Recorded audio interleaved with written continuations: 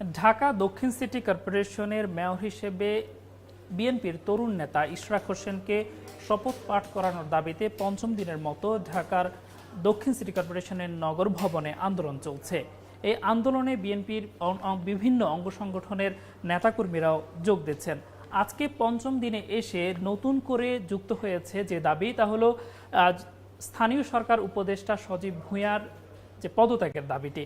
এখানে একটি বিষয় পরিলক্ষিত যে আমরা দেখছি যে এ নিয়ে সামাজিক যোগাযোগ মাধ্যম ফেসবুকে পরস্পর বিরোধী তারা পোস্ট করেছেন। সেখানে উল্লেখ করা হয়েছে যে নিজের অবস্থান স্পষ্ট করে ইশরাক হোসেন লিখেছেন যে অন্তর্বর্তী সরকার নিজেদের অবস্থানকে আরও বেশি শক্ত করার জন্যই মূলত কালক্ষেপণ করছেন। অন্যদিকে আসিফ মাহমুদ সজীব ভুঁইয়া তিনি বলছেন যে 10টি কারণে মূলত ইশরাককে শপথ বাক্য পাঠ করানো যাচ্ছে না। ইশরাক তার ফেসবুক পোস্টে আরও লিখেছেন যে এই যে অবস্থান কিংবা দেরি করা হচ্ছে, এক্ষেত্রে প্রমাণ হচ্ছে আগামী জাতীয় সংসদ নির্বাচনে ঠিক কেমন পরিবেশ পাবে, অর্থাৎ এক ধরনের প্রশ্নের জায়গা তৈরি হয়েছে তিনি বলছেন।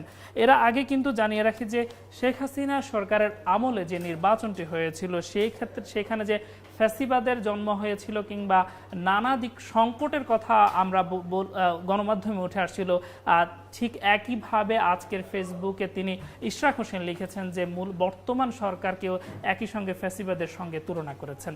আরেকটু যদি জানিয়ে রাখি যে 2020 সালের 1 ফেব্রুয়ারি এই নির্বাচনটি হয়েছিল, যদিও এরই মধ্যে যে মেয়রের যে মেয়াদকাল সেটিও শেষ হয়েছে। অন্যদিকে যে স্থানীয় সরকার উপদেষ্টা তিনি লিখেছেন ফেসবুকে যে নানা কারণে যে তাকে দায়িত্ব কিংবা শপথ বাক্য পাঠ করানো যাচ্ছে না, তার মধ্যে উল্লেখযোগ্য তিনি বলেছেন যে প্রথমত তিনি লিখেছেন যে আইনি জটিলতা একটি বড় কারণ, এই জটিলতা নিরসন না হওয়া পর্যন্ত তাকে শপথ বাক্য পাঠ করানো যাচ্ছে না। তিনি লিখেছেন যে 8G সংশোধন অবৈধ মর্মে হাইকোর্টের রায় ভায়োলেট করে নির্বাচন কমিশন ট্রাইব্যুনালের এই রায় প্রদান করেছেন। এছাড়াও তিনি লিখেছেন যে নির্বাচন কমিশন শুনানিতে অংশগ্রহণ না করায় একপাক্ষিক রায় হয়েছে, যেটিকেও অনেক ক্ষেত্রে গ্রহণযোগ্য নয় তিনি বলেছেন। তৃতীয়ত বলেছেন যে আইন মন্ত্রণালয়ের মতামত চাওয়া হলেও তারা এখন পর্যন্ত মতামত দেওয়া হয়নি। অন্যদিকে নির্বাচন কমিশন যে গ্যাজেট প্রকাশ করেছেন সেটিও রাত 10টায় প্রকাশ করেছেন। এছাড়া তিনি আরও চতুর্থ কারণ হিসেবে বলছেন যে মামলায় স্থানীয় সরকার বিভাগের পক্ষভুক্ত ছিল না, বরং রায়ে জাতীয় স্থানীয় সরকার বিভাগের প্রতি কোনো নির্দেশনার কথাও উল্লেখ নেই বলে তিনি উল্লেখ করেছেন তার ফেসবুকে। এছাড়া তিনি বলেছেন যে শপথ না নেওয়ার কারণে নির্বাচন কমিশন স্থানীয় সরকার বিভাগের বিবাদী করে রিট পিটিশন দায়ের করা হয়েছে, যা এখনও বিচারাধীন রয়েছে। একই সঙ্গে তিনি বরিশাল সিটি কর্পোরেশনের যে মামলা সে প্রসঙ্গটিও উল্লেখ করেছেন। বলেছেন যে 8G সংশোধন সংক্রান্ত হাইকোর্টের রায়কে আমলে নিয়েই মূলত ইশরাককে মেয়র করার পেছনে যে 10টি কারণ তিনি উল্লেখ করেছেন তার মধ্যে একটি তিনি এটিকে বলেছেন। আর একটু জানিয়ে রাখতে চাই যে সপ্তম কারণ হিসেবে মেয়াদ সংক্রান্ত জটিলতা, যেমনটি বলছিলাম, এরই মধ্যে কিন্তু 2022 সালের 1 ফেব্রুয়ারি যে নির্বাচনটি হয়েছিল এটিও এক ধরনের বিতর্কের তৈরি করেছিল। অর্থাৎ এই নির্বাচনকে ঘিরে যে বিতর্ক সেটি এই শপথ বাক্য পাঠ না করানোর একটি কারণ হিসেবে তিনি বলছেন। কতদিন মেয়র থাকবেন, যেহেতু মেয়াদ এরই মধ্যে শেষ হয়ে গেছে, অর্থাৎ যে নতুন মেয়র হিসেবে তিনি শপথ নিলে ঠিক কতদিন থাকবেন সেটিও কিন্তু আইনের মধ্যে স্পষ্ট না, এটিকেও কিন্তু সজীব তিনি উপদেষ্টা উল্লেখ করেছেন। তিনি বলেছেন যে এই যে নির্বাচন, অর্থাৎ গেল নির্বাচন যেটিকে বিতর্কিত নির্বাচন হিসেবে বলা হচ্ছে, এই নির্বাচনকে যদি শপথ নেয় তাহলে কি বৈধতা দেওয়া হয় কিনা তিনি প্রশ্ন রেখেছেন। ডিজাইন, এলিগেন্স, বিউটি, সেরা পণ্য সবার জন্য জেভিকো।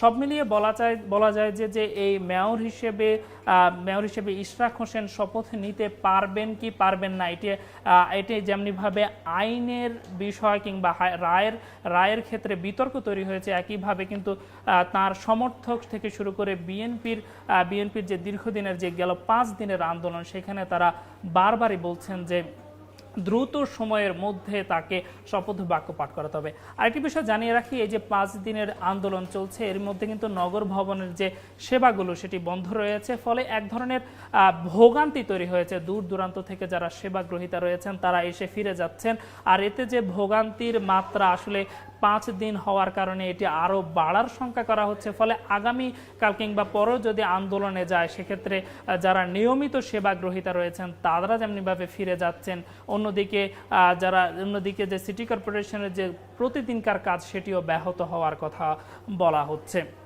আমরা সজীব ভূঁইয়ার তার ফেসবুক পোস্টে তিনি 8ম কারণ হিসেবে যেটি লিখেছেন যে নির্বাচন কমিশনের চিঠিতে কোনো প্রকার আইনি জটিলতা থাকলে পরবর্তী ব্যবস্থা গ্রহণ এই কথা বলা হয়েছে এবং স্পষ্টই বিতর্কিত রায় স্থানীয় সরকার বিভাগের প্রতি কোনো নির্দেশনা না থাকা, লিগাল নোটিশ এবং রিট পিটিশন বিচারাধীন থাকা সংক্রান্ত আইনি জটিলতার কথাও তিনি বলেছেন। মোটা দাগে বলা চলে যে এই যে নির্বাচন হয়েছে সেখানে যে আইনি জটিলতা, একই সঙ্গে নির্বাচন কমিশন থেকে যে গ্যাজেট প্রকাশ করা হয়েছে সেক্ষেত্রেও আইনি জটিলতাকে তিনি বলেছেন যে যার কারণে ইশরাককে শপথ বাক্য পাঠ করানো যাচ্ছে না।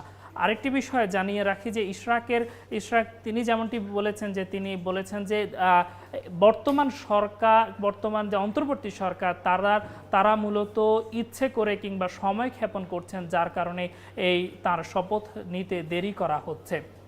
আমরা আজকেও নগর ভবন গিয়ে যেমনটা দেখেছি যে আজও অনেকেই এসেছেন নগর ভবনের সেবা নিতে, তারাও এসে ফিরে যাচ্ছেন। অর্থাৎ বলা যায় যে গতদিন অর্থাৎ এর আগের দিন কিন্তু নগর ভবনের যা প্রত্যেকটি কক্ষে তালা দেওয়া হয়েছিল, তালা দিয়ে সব ধরনের কার্যক্রমকে এরই মধ্যে বন্ধ করে দেওয়া হয়েছিল।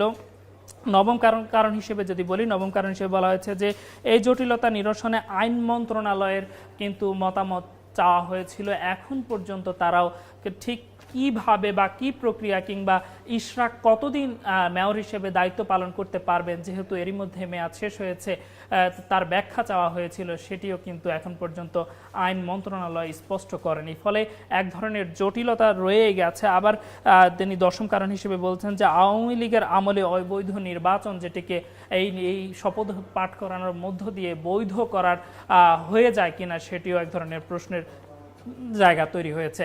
এ নিয়ে সামাজিক যোগাযোগ মাধ্যম সহ সর্বত্র নানা তর্ক বিতর্ক চলছে। এরই মধ্যে আমরা যদি জানিয়ে রাখি যে ইশরাক সমর্থক কিংবা যারা আন্দোলনরত রয়েছেন, যারা বলছেন যে এটি অন্তর্বর্তী সরকারের ইচ্ছের অভাবেই মূলত উনি মেয়র হিসেবে দায়িত্ব গ্রহণ করতে পারছেন না। অন্যদিকে নেটিজেন সহ অনেকেই দাবি করছেন যে এরই মধ্যে যেহেতু 2020 সালের 1 ফেব্রুয়ারির যে নির্বাচনের এই মেয়াদকাল এরই মধ্যে শেষ হয়েছে, ফলে তিনি কিভাবে মেয়র হিসেবে দায়িত্ব গ্রহণ করবেন কিংবা ঠিক কতদিন দায়িত্ব পালন করতে পারবেন, কিভাবে তিনি দায়িত্ব পালন করবেন সেটি প্রশ্নের জায়গা তৈরি হয়েছে। সব মিলিয়ে বলা যায় যে এই যে দুপক্ষের যে আলোচনা পর্যালোচনা আইনি যুক্তি সেটি কিন্তু রয়ে গেছে। ফলে আগামী দিনে এই সমস্যার এই সংকটের ঠিক কি সমাধান আসে সেটি হয়তো সময় বলে দিবে। তবে নগরবাসীর প্রত্যাশা এই যে সংকট যে মুহূর্ত তৈরি হয়েছে, সেবা গ্রহীতাদের যে জটিলতা তৈরি হয়েছে সেটি দ্রুত সময়ের মধ্যে নিরসনের তারা দাবি করেছেন, আর যার মধ্য দিয়ে নগরবাসী সেবা পাবে আর যে সংকটটি রয়েছে সেটিও সমাধান হবে। তো এই ছিল আজকে।